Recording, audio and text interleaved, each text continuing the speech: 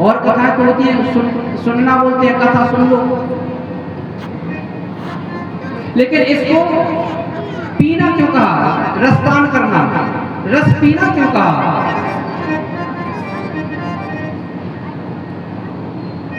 क्योंकि कथा सुनना, सुन लेना और सुन डालना, इन दोनों में अंतर होता है। अभी यहाँ पर देखेंगे हम कितने लोगों ने भगवान की कथा को सुना और कितने लोगों ने भगवान की कथा को सुन डाला। देखेंगे, हम पहचान बता रहे हैं आप सभी लोगों को। तो जब कथा का विराम हो तो एक दूसरे को देखना और समझना कि किसने कथा सुनी और किसने सुन डाली।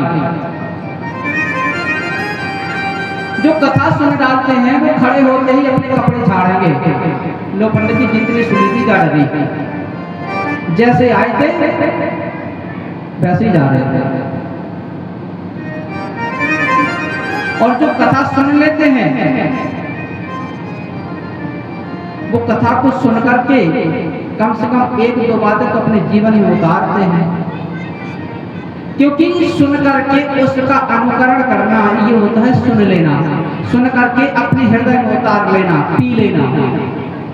भाई हृदय में तो तभी उतरेगी जब हम पिएंगे। तो जब हम हृदय में उतारते हैं तो इसको पीना बोलते हैं। इसलिए भगवान की कथा को रसपान कहा गया है कि इसका रसपान करो, इसको पियो, इसको जीवन में उतारो। मुड़ जाओ, जगत से मुड़ करके जगतपति की ओर आ जाओ।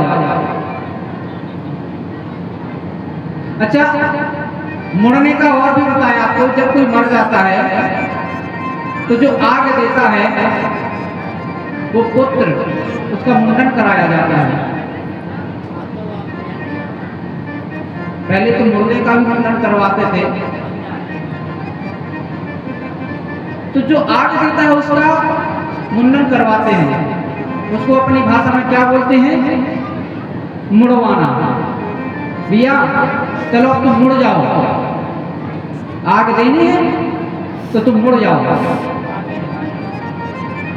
तो अब जरा सोचिए, वो मुड़ तो गया, लेकिन क्या वो वास्तव में मुड़ा? कहने का मतलब ये होता है कि तुम मुड़ जाओ। अभी तुम्हारे ऊपर घर की जिम्मेदारियां नहीं थी, तुम्हारे ऊपर लड़कपन सवार था, तुम्हारी सारी जिम्मेदारियां तुम्हारे बाप के ऊपर थी। अब तुम्हारा बाप, तुम्हारा पिता चला गया है, अब तुम मुड़ जाओ। अब तुम जगत की ओर से मुड़ करके जगदीश्वर की ओर को मुड़ो और उस जगदीश्वर को अपने हृदय स्तर में बिठा करके अपने कर्तव्य का पालन करो, अपनी जिम्मेदारियों का भार संभालो। इसलिए उनको मुड़ाया जाता है कि मुड़ जाओ। लेकिन अफसोस रहता है कि मुड़ने के बाद भी नहीं मुड़ते हैं। अच्छा, ये भी देखा ऐसे टाइम पर जब कहीं कहीं होता है कि जब देरी भी होती है तो जो पिंडदान करता है तो उसके जो मेहमान आते हैं, रिश्तेदार आते हैं, उसको कुछ कपड़े लाते हैं, तौलिया लाते हैं, कुछ ऐसे उड़ाते हैं। उड़ाते कि नहीं उड़ाते? बहुत सी जगह होता है ऐसा। ये कौन सी रिवाज है? ये उड़ाना क्या है? ये वही उड़ाना है कि ये सभी लोग तुम्हारे यहाँ पर, तुम्हारे अपने लोग आकर के, जैसे जब किसी को महंती दी जाती है तो सब महंत और सभी आसपास के गांव वाले इकट्ठे होकर के उसको महंती देते हैं। तो क्या करते हैं? उसके ऊपर साफा बांधते हैं, उसको तिलक लगाते हैं कि आज से यहाँ के तुम महंत हो। इसी प्रकार से उसको भी उस घर की पगड़ी बांधी जाती है। ये पगड़ी की रस्म कहलाती है कि आज से ये पगड़ी, इस घर की पाग, इस घर की इज्जत आबरू सब तुम्हारे सर पे है।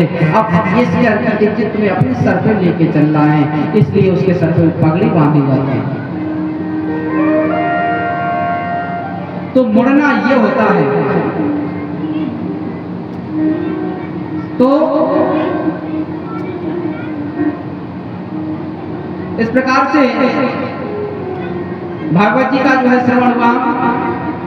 सूत जी महाराज से 88,000 ऋषि कहते हैं, भगवान आपने